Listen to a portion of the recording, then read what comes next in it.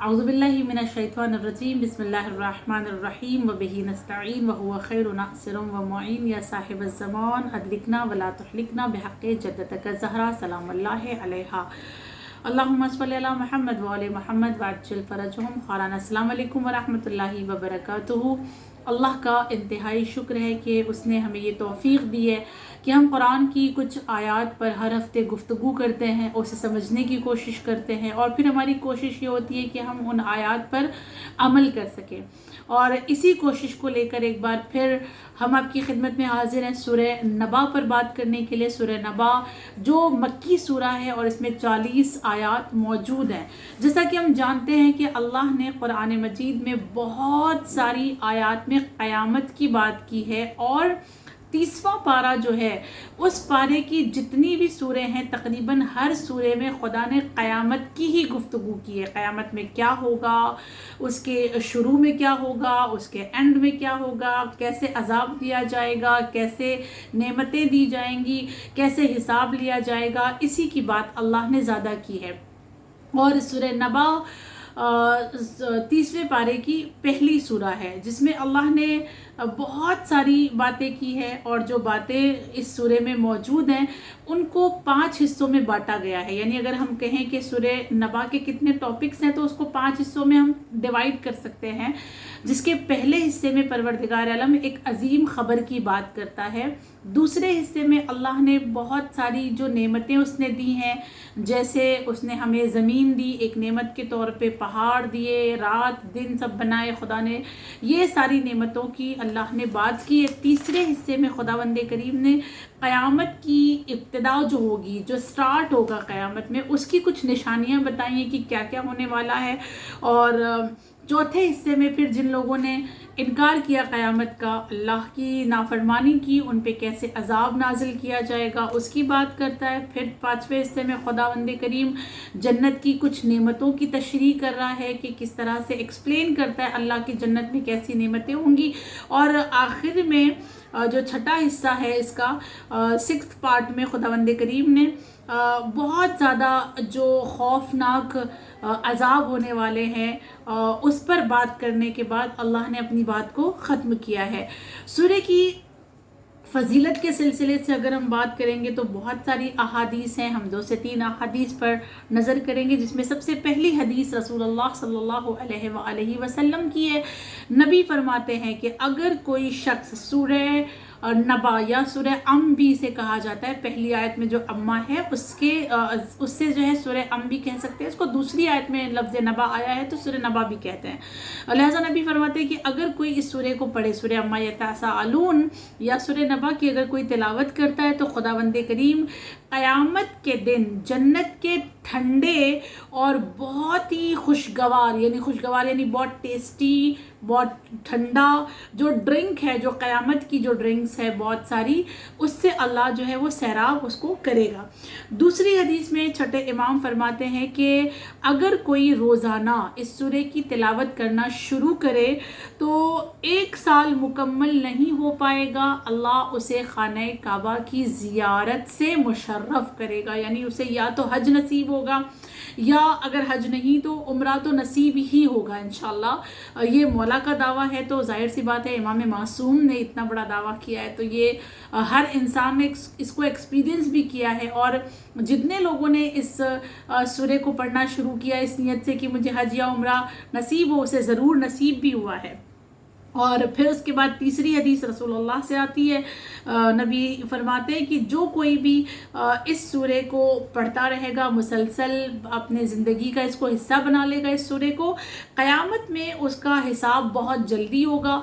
और इतनी जल्दी होगा जितनी देर एक नमाज़ पढ़ने में लगती है, बस उतनी ही देर में उस इंसान का हिसाब हो जाएगा जो इस सूरह को याद करेगा, मुसलसल इसको पढ़ता रहेगा। एक बहुत खूबसूरत हदीस इमाम सादिक़ अलैहिस्सलाम से आती है। मौला फरमाते हैं कि अगर कोई ये चाहता है कि वो शब्बेदारी करे, उसे रात भर जागना है और उसे ऐसा लगता है कि वो शायद नहीं जाग सकेगा या मुश्किल है उसके लिए जागना, तो वो सूरह नबा की तिलावत कर ले।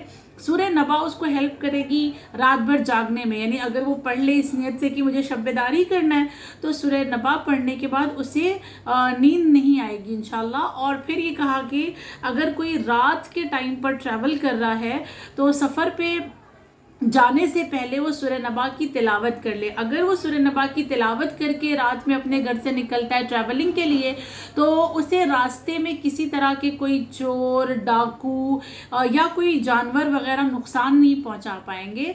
उसका जो सफ़र होगा वो बहुत सेफ हो जाएगा, वो सेफली अपने डेस्टिनेशन पे वो पहुंच सकेगा अगर इस सूरे को वो पढ़कर अपने घर से निकलता है। सुभान अल्लाह, एक छोटा सा सूरा और इतनी सारी फजीलतें इसके अंदर मौजूद है। बहरहाल अब हम सूरे की तरफ आते हैं, आयात को देखते हैं कि अल्लाह इन आयात में आखिर क्या कह रहा है। सबसे पहले बिस्मिल्लाहिर्रहमानिर्रहीम अम्मा यतसाअलून, दूसरी आयत अनिन्नबइल अज़ीम। पहली आयत का तर्जुमा है कि वो एक दूसरे से किसी चीज़ के बारे में सवाल करते हैं, वो एक दूसरे से सवाल करते हैं किसी चीज़ के बारे में, और वो चीज़ क्या है, अनिन्नबइल अज़ीम, वो चीज़ जिसके बारे में वो सवाल करते हैं, इख्तिलाफ रखते हैं, यानी कोई कुछ कहता है कोई कुछ कहता है, इख्तिलाफ है, ठीक है। तो वो अजीम और अहम ख़बर के बारे में बात करते हैं। वो अजीम ख़बर, नबइल अजीम एक ख़बर को कहा जाता है। नबा कहते हैं किसी बहुत ही अहमियत रखने वाली न्यूज़, यानी बहुत इम्पोर्टेंट न्यूज़ को नबा कहा जाता है। तो जिसकी बहुत वैल्यू हो और इतनी ज़्यादा उसकी वैल्यू हो उस ख़बर की कि वो ख़बर इंसान को फ़ायदा पहुंचाने वाली हो और कोई ना कोई उससे फ़ायदा मिलने वाला हो इंसान को, ऐसी न्यूज़ उसको नबा कहा जाता है। अजीम यानी एक ग्रैंड, एक बहुत बड़ी न्यूज़। अल्लाह कह रहा है कि ये लोग आपस में एक दूसरे से सवाल करते हैं, इख्तिलाफ रखते हैं एक ग्रैंड न्यूज़ के बारे में। अब ये ग्रैंड न्यूज़ क्या है, ये बड़ी ख़बर क्या है जिसके बारे में लोग इख्तिलाफ रखते हैं, एक दूसरे से सवाल करते हैं। उलमा ने बहुत सारी बातें इसके सिलसिले से बयान की हैं। कुछ मुफस्सिरीन ने ये कहा कि ये क़यामत की बात है कि लोग एक दूसरे से क़यामत के बारे में सवाल करते हैं और क़यामत के सिलसिले में लोगों के दरमियान इख्तलाफ भी है। कोई कहता आएगी, कोई कहता नहीं आएगी, कोई कहता मुर्दा ज़िंदा किया जाएगा, कोई कहता नहीं किया जाएगा, कोई कहता सवाल होगा, कोई कहता नहीं होगा। ये इस तरह के इख्तलाफ लोगों के दरमियान क़यामत के लिए पाए जाते हैं। दूसरी जो तफसीर है उसमें ये कहा गया कि नहीं, ये क़यामत की बात नहीं है बल्कि इसमें नुज़ूल क़ुरआन की बात हो रही है। ज़ाहिर सी बात है नुज़ूल क़ुरआन में भी बहुत इख्तिलाफ है ना। कोई कहता है सडन एक साथ नबी के दिल पर उसे उतार दिया गया, कोई कहता है नहीं धीरे धीरे धीरे उतारा गया, कोई कहता है कि कुरान को अल्लाह ने हिफाजत से रखा, कोई कहता है नहीं किसी और ने हिफाजत की कुरान की। और कुरान का नुज़ूल कोई कहता है 23वीं शब को है, कोई कहता है 22वीं शब को है, कोई कहता है 21वीं शब को है, कोई कहता है 27वीं शब को है। तो इस तरह से कुरान में भी इख्तिलाफ है। बहरहाल क्योंकि कुरानी आयत है और कुरानी आयत का जो मीनिंग होता है वो लिमिटेड नहीं होता है, अनलिमिटेड होता है। तो हम क़यामत भी ले सकते हैं, कुरान भी ले सकते हैं। एक इसका इनर माना जो है, एक ज़ाहिर माना होता है, एक इनर माना होता है, ठीक है। तो जो इनर माना है नबइल अज़ीम का, मुफस्सिरीन कुरान ने कहा है इसका माना इमामत और विलायत है, और वो विलायत अमीरुल मोमिनीन की है। क्यों? इसलिए कि हम देखते हैं कि जिस कदर सवाल और जवाब और इख्तिलाफ विलायत अमीरुल मोमिनीन में है वो में कहीं नज़र नहीं आता। यानी दो माना जो आयात में होता है नॉर्मली, एक ज़ाहिरी माना, ठीक है, ओपन जो माना होता है वो, और एक इनर माना जो बहुत ही डीप माना होता है जिसे हम तावील कहते हैं। एक तफसीर और एक तावील है। तो जो तफसीर है, जो ओपन माना है, उसके लिए कहा गया कि नबइल अज़ीम क़यामत को कहा गया है। जो इनर माना है, इनर माना के लिए कहा गया जिसको हम तावील कहेंगे, तावील में कहा गया कि इसे विलायत अमीरुल मोमिनीन को नबइल अज़ीम कहा गया। इसी वजह से सूरह नबा को सूरह अली भी कहा जाता है। जैसे सूरह फज्र को सूरह हुसैन कहा जाता है, उसी तरह सूरह नबा को सूरह अली कहा जाता है, क्योंकि नबइल अज़ीम विलायत अमीरुल मोमिनीन है जिसके बारे में लोग इख्तिलाफ रखते हैं। चौथे हैं, पहले हैं, नबी बना कर गए, इंसानों ने बना लिया, آیا غدیر میں جو اعلان ہوا تھا وہ ولایت کا ہوا تھا، دوستی کا ہوا تھا، یا کس طرح سے نا ہر ایک انسان کے اندر ایک بات، ایک سوال ہے امیر المؤمنین کی ذات کو لے کر، ان کی ولایت کو لے کر. خود امامت پر بھی بہت بڑا سوال ہے. امامت آج خود امام زمان پر بھی بہت اختلاف ہے. کچھ کہتے ہیں پیدا ہو گئے ہیں، کچھ کہتے ہیں نہیں ہوئے ہیں. مثال کے طور پہ ہمارا یہ عقیدہ ہے کہ نہیں، ان کی ولادت ہو چکی ہے 255 ہجری میں، وہ غیبت میں ہے. اور کچھ کہتے ہیں، اہل تسنن کہتے ہیں کہ نہیں وہ پیدا ابھی نہیں ہوئے، ان کی کوئی ولادت نہیں ہوئی ہے، وہ ہوں گے، یعنی آئیں گے، مہدی آئیں گے، لیکن ان کی ولادت ابھی ہوئی نہیں ہے. وہ پیدا ہوں گے اور اس کے بعد پھر وہ بڑے ہوں گے اور اس کے بعد پھر وہ دنیا میں عدل و انصاف قائم کریں گے. تو امامت بھی نبع العظیم ہے، ولایت بھی نبع العظیم ہے، قیامت بھی نبع العظیم ہے.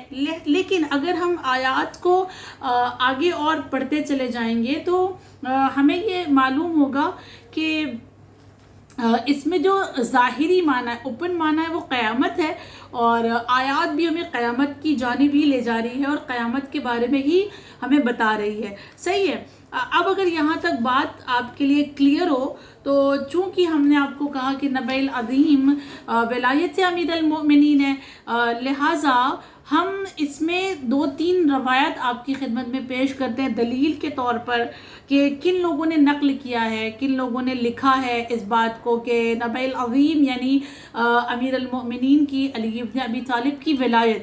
سب سے پہلے اہل سنت کے ایک بہت بڑے عالم دین جن کا نام ہے حافظ محمد بن مؤمن شیرازی، انہوں نے اپنی کتاب میں لکھا ہے اور وہ اس طرح سے نقل کرتے ہیں کہ رسول اللہ سے جب پوچھا گیا کہ اما یتساءلون عن النبع العظیم کی تفسیر کیا ہے، یہ کس کے بارے میں نازل ہوئی ہے، تو نبی نے جواب دیا نبع العظیم سے مراد میرے بھائی علی کی ولایت ہے. اور اس کے بعد انہوں نے آگے جواب دیا رسول اللہ نے کہ اس کے بارے میں یہ وہ نبع العظیم ہے امیر المؤمنین کی ولایت، یہ وہ ولایت ہے جس کے بارے میں قبر میں سوال کیا جائے گا، اور کوئی شخص ایسا نہیں ہے مغرب اور مشرق میں کہ جو دنیا سے جائے، قبر میں جائے اور اس سے فرشتے امیر المؤمنین کی ولایت کے بارے میں سوال نہ کریں. اور فرشتے ان سے پوچھتے ہیں کہ بتاؤ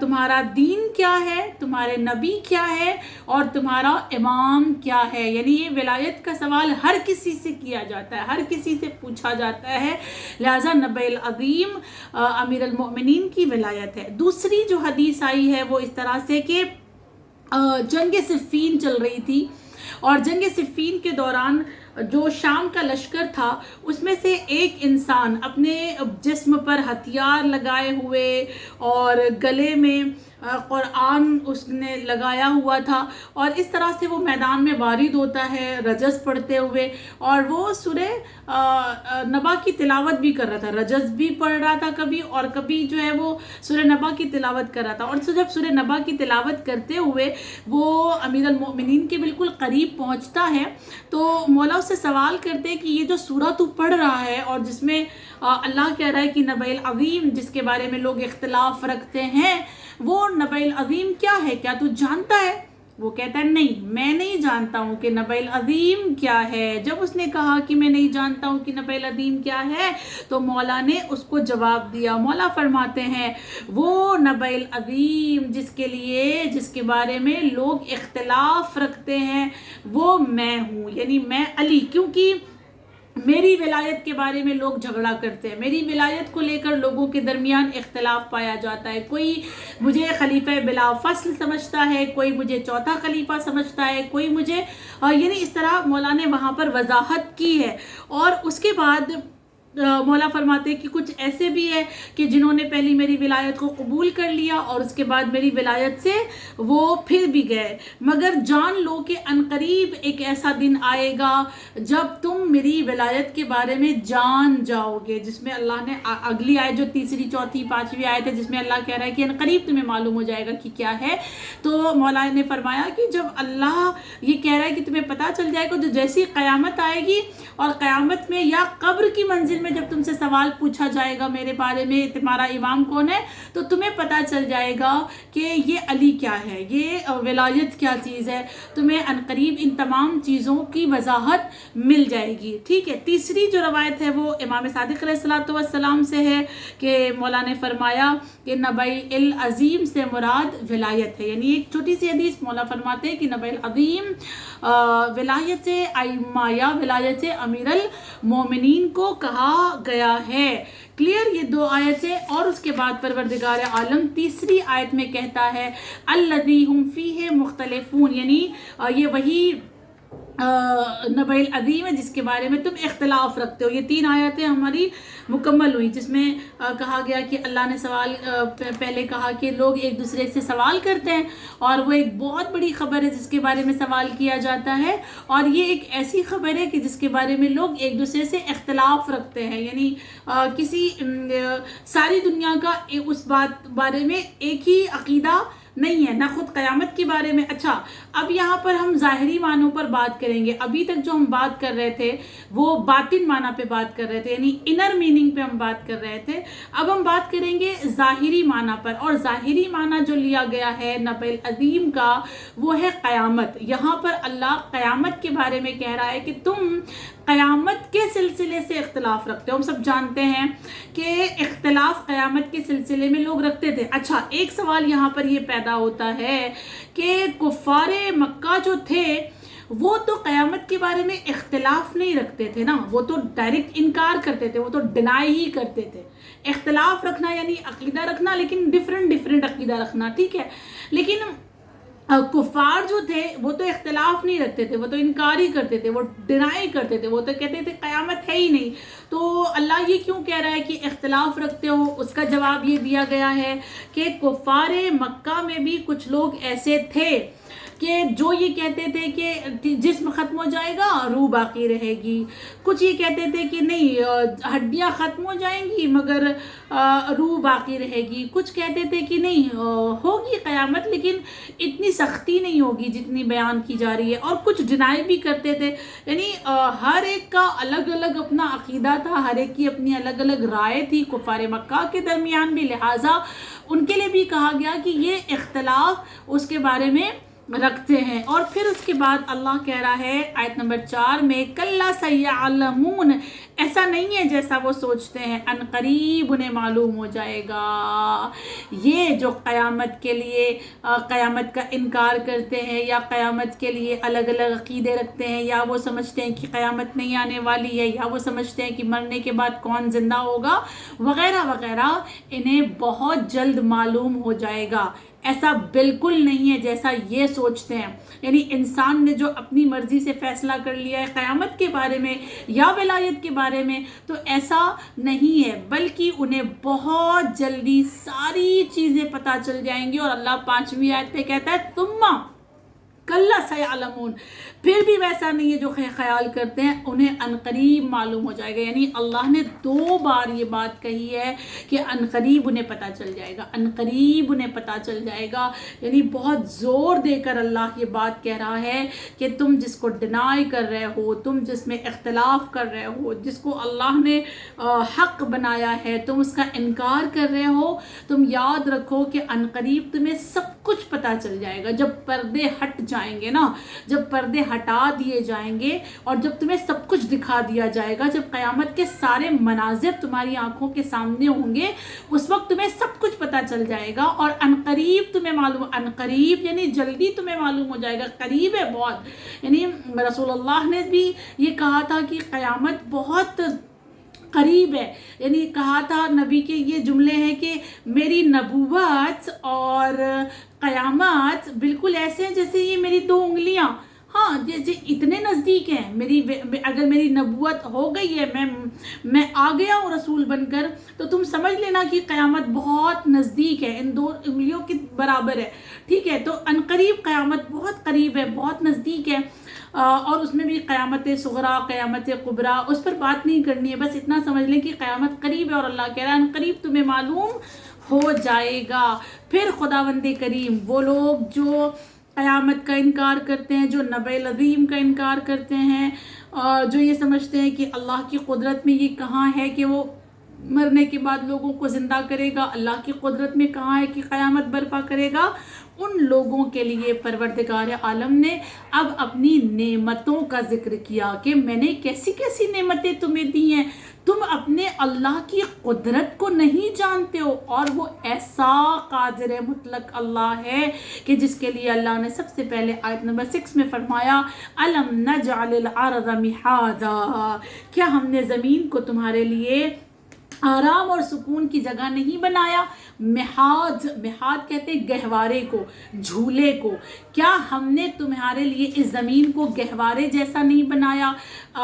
या मिहाद जो है ना, माँ की आगोश को भी कहा जाता है, माँ की जो गोद होती है उसे भी मिहाद कहा जाता है। देखिए मिहाद क्यों, क्योंकि मिहाद जो होती है, या अगर आप झूला ले लें या मिहाद माँ की आगोश को ले लें, तो माँ की आगोश जो होती है वो इंसान के लिए बहुत ज़्यादा सुकून दे होती है। बहुत ही इंसान को, जो बच्चा होता है उसे माँ की आगोश में बहुत राहत मिलती है, बहुत सुकून मिलता है माँ की गोद में। उसी तरह इंसान को ज़मीन पर बहुत सारी राहतें, बहुत सारा सुकून ज़मीन पर अल्लाह ने इंसान के लिए रखा है। मिसाल के तौर पर अगर हम देखें तो ज़मीन में सबसे पहले एक चीज़ ये पाई जाती है कि ज़मीन नरम होती है, और उसकी नरमी की वजह से इंसान उसमें बहुत सारे पिलर्स डालता है और आरसीसी की दीवारें बनाता है, और या तो फिर वो जो भी एंगल्स वगैरह डालता है और डालकर उसमें अपना घर बना लेता है ना, क्योंकि वो ज़मीन नर्म है।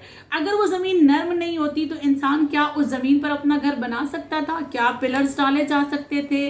क्या दीवारें खड़ी की जा सकती थी? नहीं। लेकिन ये ज़मीन नर्म है और ये अपने ऊपर इंसानों को घर बनाने की परमिशन देती है। लिहाजा ये क्या है, माँ की आगोश की तरह इंसान को सुकून दे रही है। दूसरी चीज़ जो ज़मीन के अंदर पाई जाती है वो ये कि ज़मीन के अंदर बहुत सारी गहराइयाँ हैं, और उन गहराइयों की वजह से ना ज़मीन ने बहुत सारी चीज़ें अपने अंदर छुपा के रखी है, और वो चीज़ें जब ज़रूरत होती है तो ज़मीन उगल देती है इंसानों के लिए, और इंसान फिर उसका इस्तेमाल करता है। और तीसरी चीज़ ये है कि ज़मीन के अंदर एक क्वालिटी ये है कि ज़मीन हमारे जितने भी वेस्ट होते हैं, जो हम देखें ना, जो ख़राब चीज़ें होती हैं हम ज़मीन पे फेंक दें तो ज़मीन उसके अंदर उसको अपने अंदर समा लेती है। या आसान मिसाल कह दें कि हम देखें हमारे मरहूमीन भी जो होते हैं उन्हें भी अगर हम ज़मीन के अंदर डाल दें तो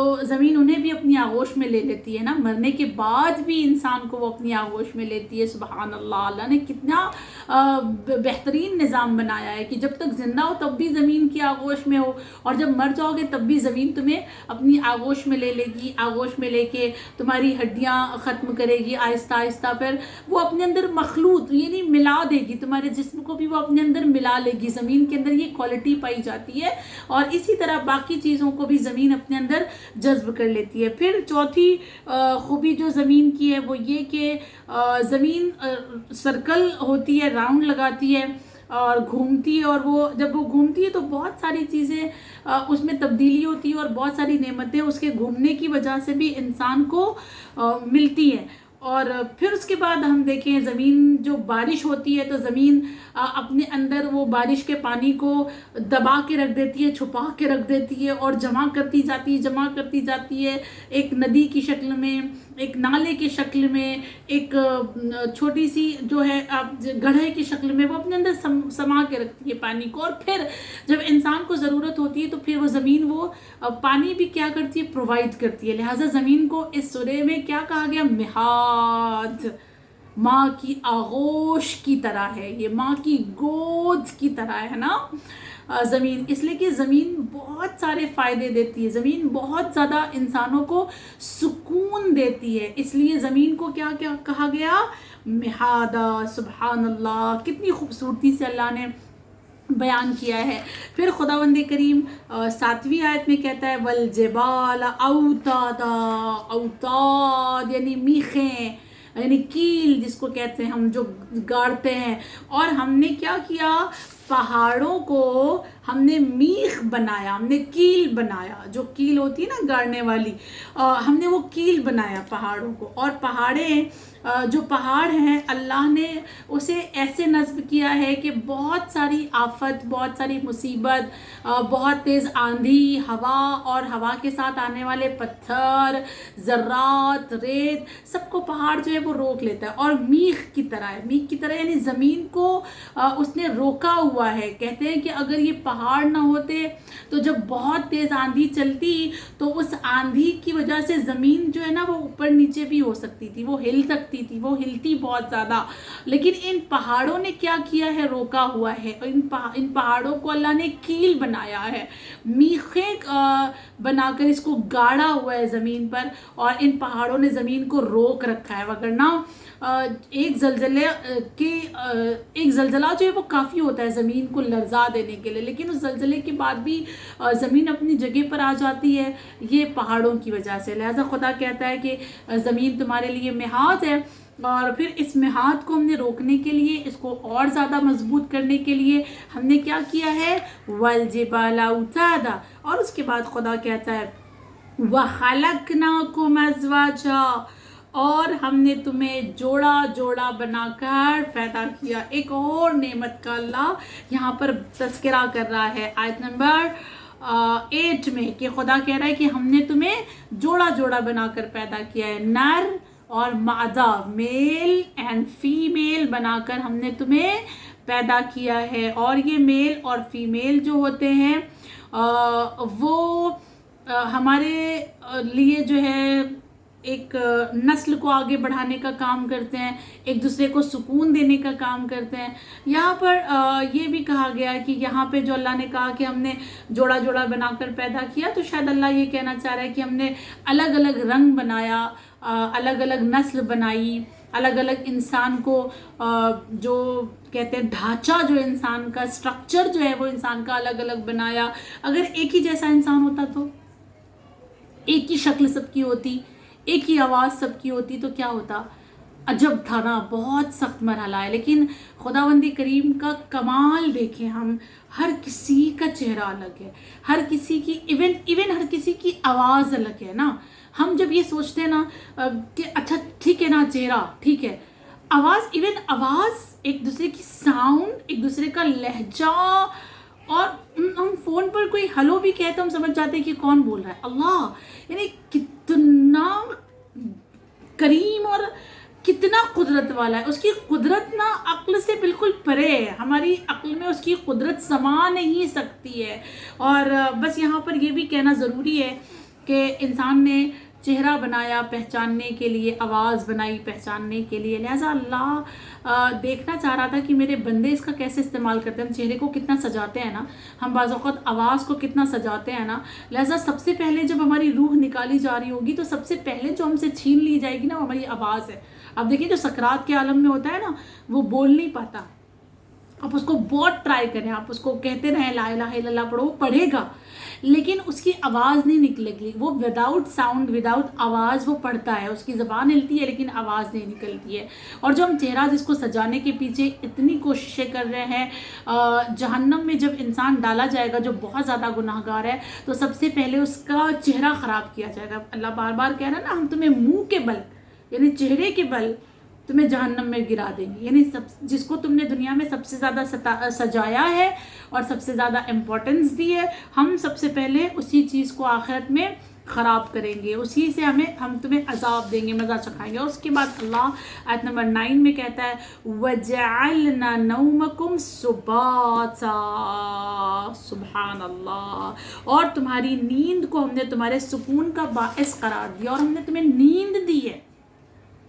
اور یہ نیند ہم نے تمہیں اس لیے دی ہے کیونکہ یہ نیند تمہیں سکون دیتی ہے. ظاہر سی بات ہے، ہم جان سکتے ہیں کہ ایک انسان 24 hours کا جاگا ہوا ہے اور ایک انسان ایسا ہے کہ جو 8 گھنٹے سو کر پھر آیا ہوا ہے. دونوں میں فرق ہوگا، دونوں کی انرجی میں فرق ہوگا، دونوں کے اخلاق میں فرق ہوگا، دونوں کی فریشنس میں فرق ہوگا، بات کرنے کے انداز میں فرق ہوگا، ہے نا. بہت سارے ہمیں فرق نظر آئیں گے ان دونوں چیزوں میں. ایک انسان سویا ہوا ہے فریش ہو کر آیا ہے, ایک انسان بنا سو کر نیند خراب کر کے وہ سویا ہی نہیں ہے اور یوں ہی آ گیا ہے, تو کتنا فرق اس میں ہوگا. یعنی نیند اللہ نے دی ہے جو انسان کے لیے بہت بڑی نعمت ہے. اچھا, نیند کے سلسلے سے بہت طویل گفتگو کی گئی ہے لیکن ہم اس گفتگو میں جانا نہیں چاہتے. بس اتنا بتا دینا ضروری ہے کہ نیند اچھی چیز ہے, بہت اچھی چیز ہے, اور سونا بہت ضروری ہے. اللہ نے نیند کو ہمارے لیے نعمت بنایا ہے اور اس نیند سے ہمیں بہت زیادہ فائدہ بھی اٹھانا چاہیے. لیکن اس کا یہ مطلب نہیں ہے کہ اگر اللہ نے کہہ دیا کہ نیند ہم نے بنائی تمہیں تاکہ تمہیں آرام ملے, تم فریش ہو جاؤ, تمہیں طاقت آ جائے, انرجی آ جائے, تو ایک انسان بس قرآن کی اس آیت کو لے کر بھی سوتا رہے, مسلسل سوتا رہے کہ اللہ نے کہا سونے کے لیے تم سو رہے. نہیں, اس میں بھی لمٹ ہے. جیسے بہت زیادہ ہم کھا لیں تو حالت خراب ہو جائے گی, اسی طرح بہت زیادہ سونا بھی ہمارے لیے مضر ہوگا. اب یہ کیسے طے ہوگا کہ کتنا سونا ہے؟ تو موسٹلی جو ڈاکٹرز ہیں وہ کہتے ہیں کہ 6 گھنٹہ, مطلب اسلام کے اکارڈنگ کہتے ہیں 6 گھنٹہ, ڈاکٹرز کہتے ہیں 8 گھنٹہ. ٹھیک ہے, یہ صحیح بات ہے, لیکن اسلام یہ کہہ رہا ہے کہ ہر ایک کی نیند پوری ہونے کا ٹائم الگ الگ ہے. ممکن ہے ایک انسان 4 گھنٹہ سو کر فریش ہو جاتا ہے, ایک انسان 6 گھنٹہ سو کر فریش ہوتا ہے, ایک انسان 8 گھنٹہ سو کر فریش ہوتا ہے. تو کسی انسان کو کمپیئر نہیں کر سکتے کہ یہ تم کتنا سوتے ہو, تم 8 گھنٹہ کیوں سوتے ہو, ہم تو 4 گھنٹے میں فریش ہو جاتے ہیں. آپ کی باڈی, آپ کے ہارمونس, آپ کی باڈی کے ریکوائرمنٹس الگ الگ ہے. ہر انسان کی باڈی کے ریکوائرمنٹس الگ ہے, اس کے ہارمونس الگ ہے, اس کے سیلس الگ الگ ہیں, صحیح ہے نا. تو کسی کی نیند ہو سکتی ہے 4 گھنٹے میں پوری ہو جائے, کسی کی نیند نہیں ہوتی ہے 6 گھنٹے میں ہوتی ہے, اور کم سے کم اگر انسان کی جو لاسٹ نیند ہوگی وہ 8 گھنٹے میں انسان فریش ہو جاتا ہے.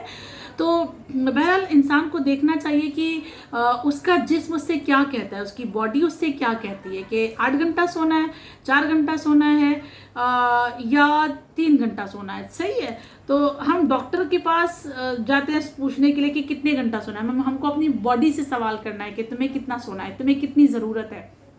تو اس ضرورت کے اعتبار سے ہم سوئیں, کیونکہ اللہ نے اسے نعمت قرار دیا ہے. یہ بات آئی ریپیٹ کہ نیند کو, اس آیت کو بہانہ لے کر نیند کو بہت زیادہ نہیں کر دیجیے گا کہ نہیں اللہ نے سونے کے لیے کہا تو ہم 12 گھنٹہ سو رہے ہیں, وہ بھی آپ کے لیے مضر ہوگا. پھر خداوند کریم آیت نمبر 10 میں یہ کہتا ہے وَجَعَلْنَا اللَّيْلَ لِبَاسًا, اور پھر ہم نے رات کو لباس بنایا.